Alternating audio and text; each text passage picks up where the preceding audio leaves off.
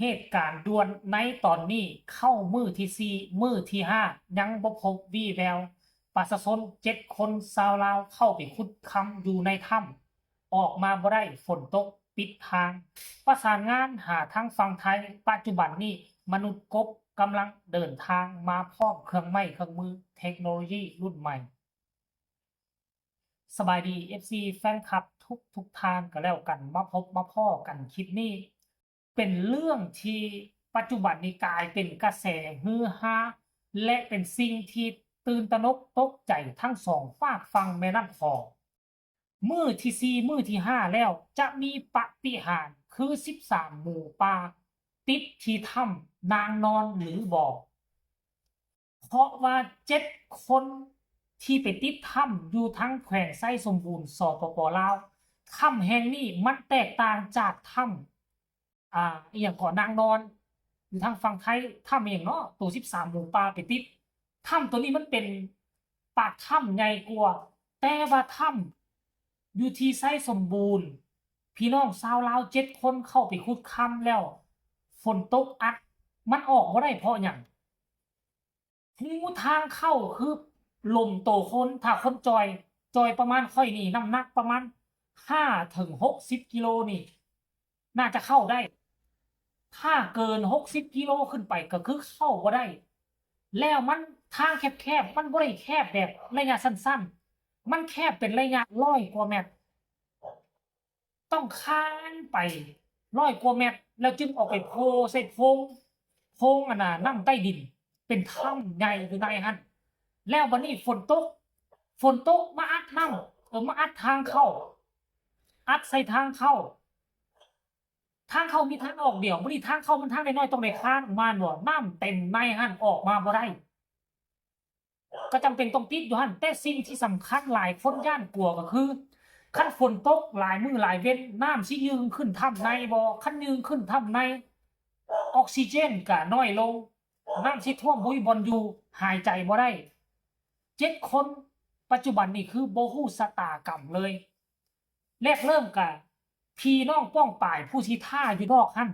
ก็พากันเอาจักมาดูดส่ำใดน้ำก็บ่บกบ่แห้งเพราะว่าน้ำใต้ดินมันหลายบ่บกบ่แห้งจนได้ประสานงานหาทั้งเมืองทั้งบ้านทั้งเมืองมาได้บัดนี้ทั้งบ้านทั้งเมืองก็ส่งทหารมาก็ยังบ่ไหวได้โทรหากู้ภัยทั้งนครหลวงกู้ภัยนครหลวงรับเคสหลังจากนั้นก็ประสานงานหาเครือข่ายกู้ภัยพี่น้องชาวไทยจึงตัดสินใจเห็นหลายกลุ่มอยู่สิมาเนาะคันมื้อนี้บ่ฮอดก็นำมื้ออื่นนี่น่าจะเดินทางมาฮอดแล้วแหละท่านผู้ชมเนาะรายละเอียดให้ทุกคนไปชมเนาะคลิปวิดีโออยู่ในถ้ำแล้วคลิปสุดท้ายก็คือคลิปที่นอกถ้ำที่พ่อแม่ประชาชนพากันมานั่งรอท่าบนบานศาลกล่าวขอให้มีปาฏิหาริย์เกิดขึ้นให้ไปชมคลิปเหล่านี้แล้วจังมาพ้อกันในช่วงต่อไปอมเอ้ยฝ่าเอ้ยจะเกิดโนเมอร์เนี่ยอมเงาะบุดสู่เอาไปเบื้อนละอมตันปิกเลยกิ่งตุนะก็ยองกับนึงเนี่ยแต่โนเมอร์ตัวโน่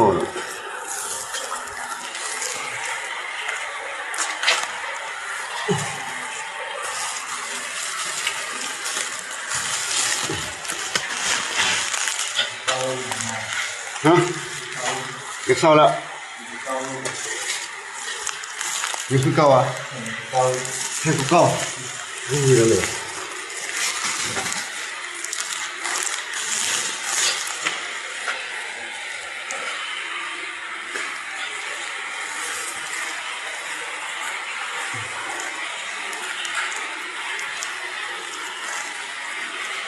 ยังเลิกฟัง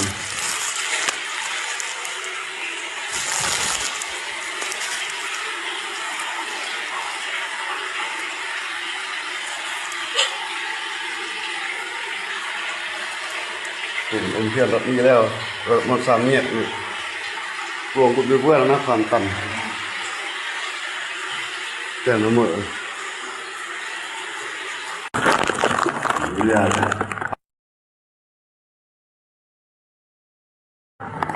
มีทางเข้าเลย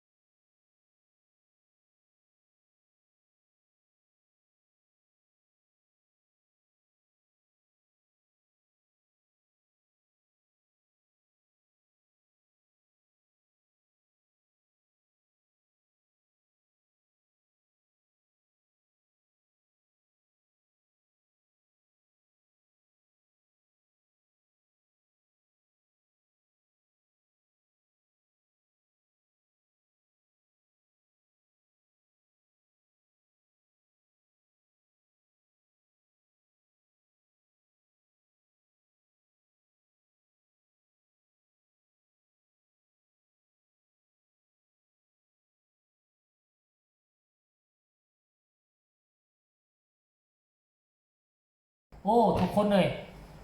ถ้ำอยู่ทั้งฝั่งลาวนี่บางถ้ำก็กว้างใหญ่ไพศาลบางถ้ำก็แคบความจริงแล้วนะขั้นคนทั่วไปบ่แม่นคนพื้นที่น่ะแม้กระทั่งคนพื้นที่น่ะบางคนยังบ่ฮู้ว่ามันมีถ้ำอยู่ทางด้านในหั่นด้วยความทุกข์ยากแสนเข็ญปัจจุบันนี้ทั้งลาวเฮาทั้งลาวเหนือนี่ส่วนใหญ่นี่เห็นบ่อคำเนาะนายทุนใหญ่มาสัมปทานอยู่บนใดแล้วมันโอ้ยพากันลักเข้าไป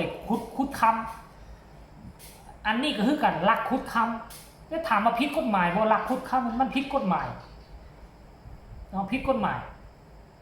แม้แต่ว่าเจ้าบ่ได้เฮ็ดโครงการใหญ่แต่ว่าการไปลักลอบขุดฮอนคำนี่ล้วนแล้วแต่ผิดกฎหมาย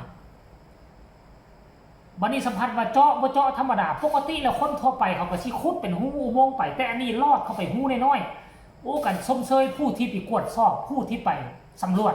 ผู้ทำอิฐคันแม่นค่อยนี่บ่ไหวหูน้อยๆเป็น100กว่าเมตรลมโตคานไปหัวย่านตัว